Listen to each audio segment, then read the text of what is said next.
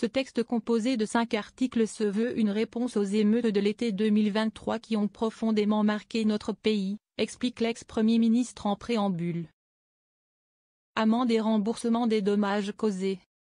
Afin de donner à la justice les moyens d'agir contre cette minorité, Gabriel Attal propose d'abord de responsabiliser les parents de jeunes délinquants avec de nouvelles sanctions, travail d'intérêt général, amende, remboursement des dommages causés par l'enfant. Le patron des députés EPR, Ensemble pour la République, veut en outre créer une procédure de comparution immédiate pour les mineurs et rendre exceptionnelle l'atténuation de peine au-delà de 16 ans en cas de récidive, et plus spécifiquement pour les infractions les plus graves.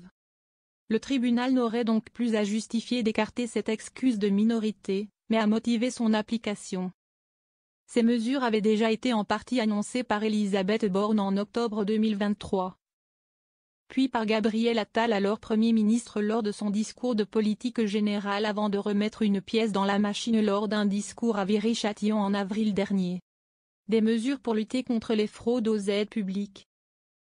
Par ailleurs, l'Assemblée débattra le même jour d'une autre proposition de loi du député EPR Thomas Cazenave, visant à lutter contre toutes les fraudes aux aides publiques.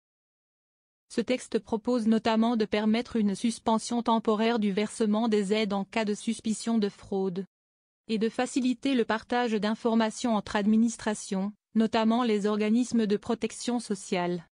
Le secteur du bâtiment est également ciblé, avec des articles contre la fraude à la rénovation et la fraude aux certificats d'économie d'énergie.